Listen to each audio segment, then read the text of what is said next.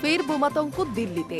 শুধু সেপ্টেম্বর মাসে এই নিয়ে প্রায় 3 বার বোমাতঙ্কের ঘটনা ঘটেছে রাজধানীতে। এর মধ্যে দুবারই নিশানা ছিল বিভিন্ন স্কুল।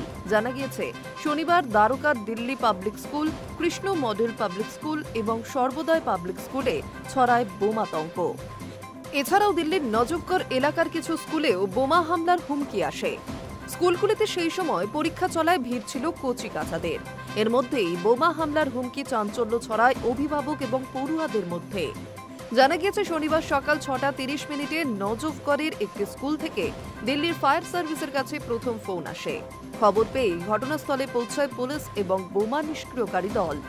ঘটনাস্থলে পৌঁছে স্কুল এবং কর্মীদের সরিয়ে আনা হয়। পরীক্ষা থামিয়ে বাড়ি পাঠিয়ে দেওয়া হয় পড়ুয়াদের। পুলিশের তরফ থেকে সব রকম ব্যবস্থাও নেওয়া হয়। প্রসঙ্গত, গত জানুয়ারি মাস থেকে বারবার বোমাতঙ্ক ছড়িয়েছে দিল্লি এনসিআর এলাকায়।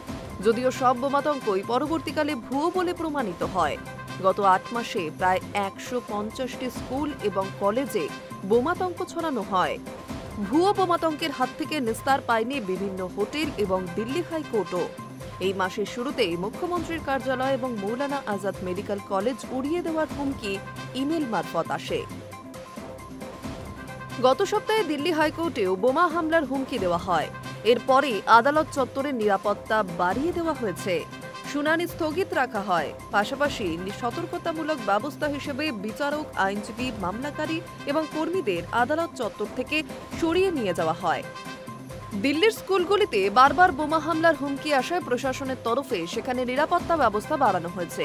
দিল্লি হাইকোর্টের নির্দেশ মেনে স্কুলগুলিকে নিরাপদ করার জন্য সরকারের তরফে নতুন নিরাপত্তা বিধি তৈরি করা হয়েছে।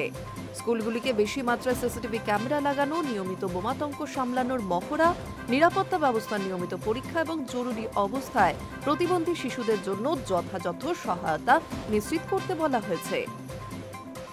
Hi news network.